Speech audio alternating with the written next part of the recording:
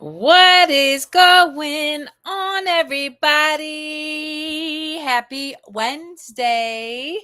You guys are showing up with a little bit of different background because my co-host Yanko is running late, and me being one to just take matters into my own hand, I'm using my own platform to stream today. So for anybody who is new to this live, thank you for joining me and hopefully soon Yanko for our show for no particular reason. This is episode 21, and I am so excited to be coming in at you. Today's been an interesting day as my daughter and some of my family are sick with COVID, and all of my clients, for whatever reason, needed to reschedule, which worked in my favor because it allowed me to do all the things I enjoy doing, be creative, go for a walk, and just really honor myself in whatever way felt really good for me in each moment.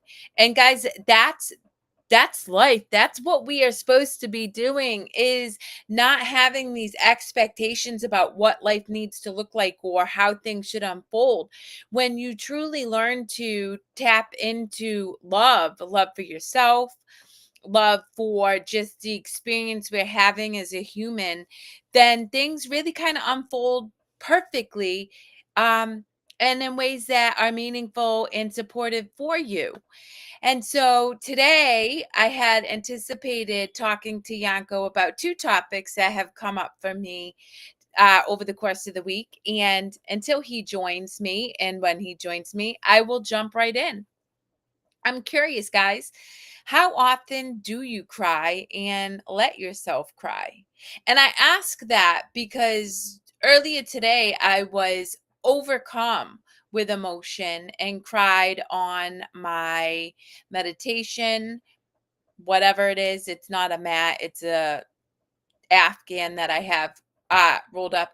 And then out on my walk, I cried again. And the reality is I cried from a place of real joy, of connection, of love for the human experience I'm having, which can be really, really hard, guys. I'm not sitting here trying to sell you on the fact that trying to build a business is easy. Well, not trying, because I definitely built a business, but building a business over the past 4 years is easy.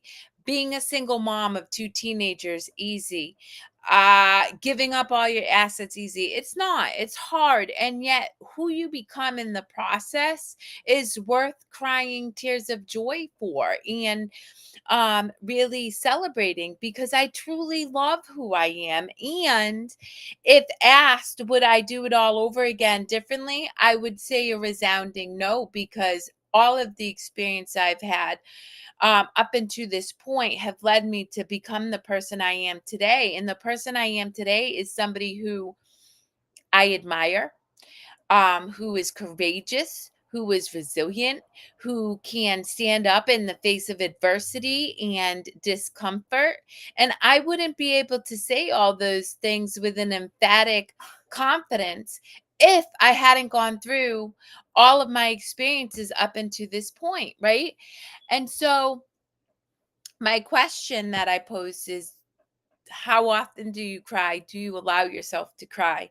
And I'm constantly encouraging my community, my clients, my children, the people who I do life with, to honor their feelings in any given moment, because too often we don't allow ourselves to express whatever's coming up for us, and unintentionally we really inhibit ourselves from healing, from releasing energy that no longer serves us, from learning from whatever experience we are having in that moment, right?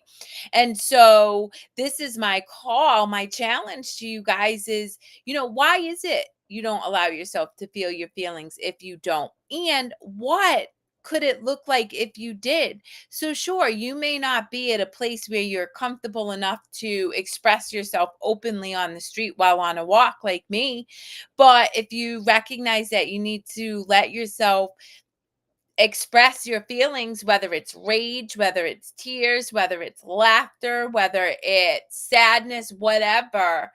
Can you come up with a strategy to give yourself permission to do so in that moment, right? Whether it's removing yourself from a situation to honor your feelings, and or um allowing yourself to do it wherever you're at, which is something I've gotten accustomed to doing. But of course, that alone takes bravery, guys. I mean, it's not, always comfortable to start crying while you're at a restaurant with your boyfriend eating where there's people around. But at the same time, because I know that all I am doing is releasing built up energy, I give myself the permission to do it regardless of what other people think about me, right? Because otherwise, I'm not serving myself. I'm not serving my soul. It's not helping me learn the lesson that I'm meant to learn and whatever that moment is, which that's the reality, guys. Life is lessons. It's all different lessons at all different times, and we can't possibly know what we're meant to learn until we just go through it, until we move through it. And that's the beauty of this experience. And so, I would challenge you. What is it that you don't allow yourself to do? And can you come from a place of curiosity and maybe have a different experience? Give yourself permission to try to feel your feelings.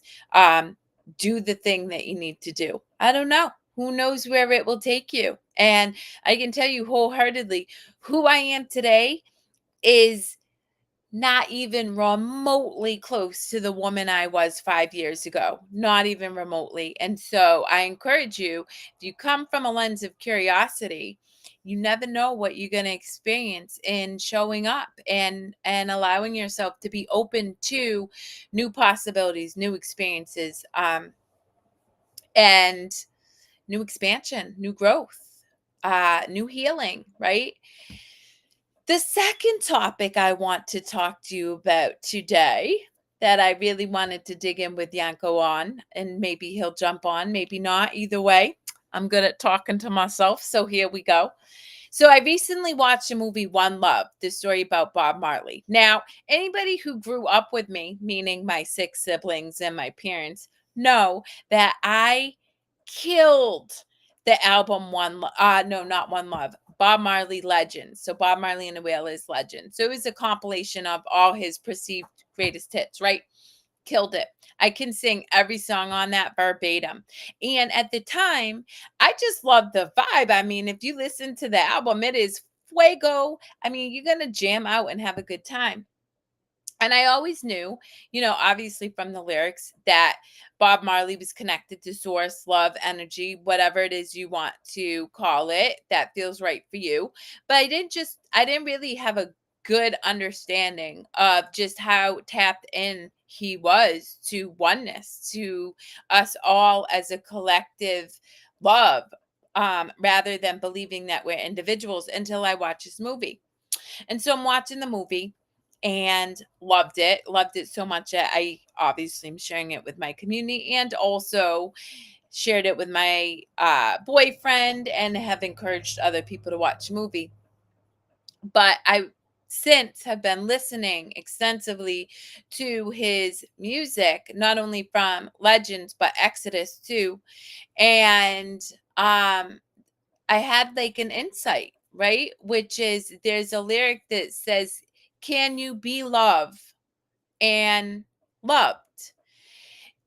And I thought about that, and I really considered it extensively.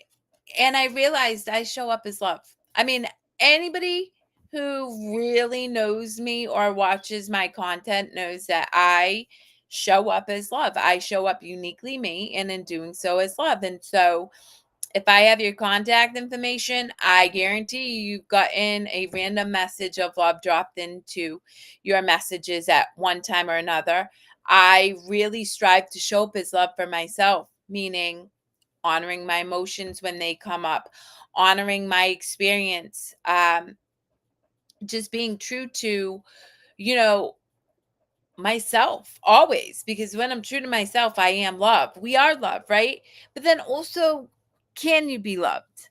And I think that's a harder question for people, because I believe from my experience of working with many, many people and dropping love into people's messages and getting resistance to it, that really allowing ourselves to be seen and loved unconditionally is very difficult, because most of us operate from a lens of fear.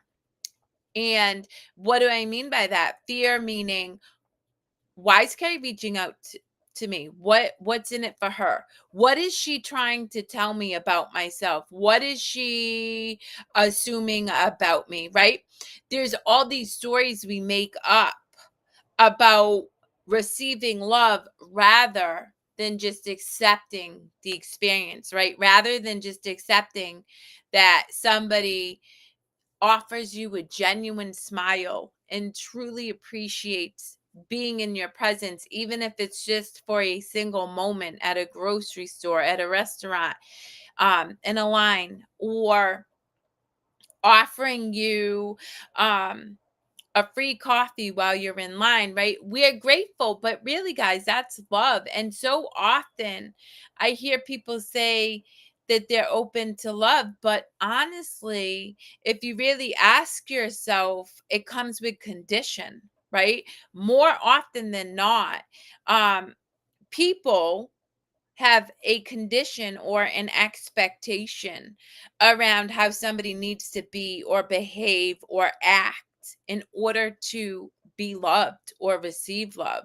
And so what I would encourage you to consider today is, we are love. We're meant for love. We're meant to express love. We're meant to receive love. And if you find yourself bumping up against resistance, if your body tenses, if your body is having a physical reaction to experiencing love, or your thoughts, be aware, are they immediately reacting with resistance negatively to receiving love? Ask yourself why, because when you ask the question, eventually you'll learn, you'll figure it out, but also you'll open yourself up to receive that love, to receive um just the unconditional love that we all exist in and that we're all worthy of. And I can tell you guys, the reality is I grew up thinking I was worthless. I truly believed until my early 30s I was a bad person, a waste of space on this earth, and I didn't even know why I was here. But what I did ultimately come to realize is that I am worthy of love and I am love. And when I give love, I receive love. And so, over the course of the past 10 years, really digging into this work, doing it, not just absorbing it through texts and reading, but also infusing it into my daily rhythms of life, I created a community that loves me immensely, that fuels me with love, that I'm able to receive love from the most unexpected places, hugs from random cashiers, random people on the streets, kind words of affirmation around whatever it is I'm doing or just who I am. And that to me is the greatest expression of love. And that's how I try to show up in the world as love, without condition, without expectation, without needing anybody to be any different than who they are in any given moment, right? And so today I encourage you to ask yourself, what does love feel like for you? Look around at your life. How do you experience love? Does it have conditions? Do you have expectations around the people that are immediately in your life and or externally, even within your work, within your profession? And if the answer is yes, which I would assume it is for most people, right? I would encourage you to get curious about why and ask yourself, what could love look like when there aren't any expectations, when you just allow people to be who they are in any given moment, and exist with them and see how things unfold. Because when you do that, you attract joyful experiences. You attract love. You attract compassion. You attract um unexpected opportunities, guys. I was just recently uh somebody reached out to me and asked me to be the co-host of a summit they're having on addiction and mental health recovery. And that's simply because I show up as love and I'm open to new experiences and I'm not judging what anything needs to look like, feel like, be like. I just allow things to unfold. And in doing so, the universe gifts me with opportunities that I may not have otherwise ever had, and that's what I really want for all of you, Yanko and myself, and even Drew Mack, who I have another show with, and all of the amazing souls that I get to connect with every single day. Gemma, Hale, Lenita, Gail Craft, just endless spirited people who show up as love are infusing me with love, and all of us just want to infuse you guys with love, with the power and the tools and the strategies to recognize that this life doesn't have to be so hard, guys. I know it feels that way. I really do. I've lived it. I sat in suffering. I'm a two-time rape thriver, domestic abuse thriver, struggled with a myriad of addictions, grew up believing I was worthless. And yet the work I've done has brought me to a place where I truly, truly know joy. I know fun. I know endless amounts of childlike wonder and curiosity. And the more you understand and learn that, the more you realize that that's really what this human experience is about in the first place. We're not meant to wake up and work a 9 to 5, hustle and grind and rinse and repeat. We're not meant to just go buy a house, have 2.5 kids, a dog, 2 cars, and get married, and then just come home and exist. We're meant for growth. We're meant for expansion. We're meant for fun, creativity. We are co-creators with the universe. And when you show up as love, what you co-create is joy, is fun, is exciting, is unexpected, is pleasure, is unique, is wildly unexpected. And that is what I experience every single day. It really is. And so I encourage you guys, if you have any resistance to the idea of unconditional love, if you have any fear or physical reactions to what it is I share, I would truly encourage you to get curious. Don't believe me. I don't want anybody to take anything I say at face value. I think that is the biggest mistake too often people make. We take all of the texts in spiritual texts at face value. We take what our bosses say to us at face value. We take all of the beliefs, habits, and behaviors that our family of origin and our parents give us at face value. And never do we stop and say, does this even serve me? And so I encourage you, don't believe what I'm saying. Please don't. I don't want you to. We all have a different journey, but I do encourage you to be curious.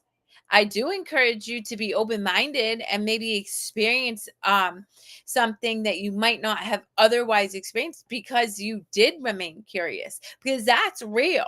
That's true.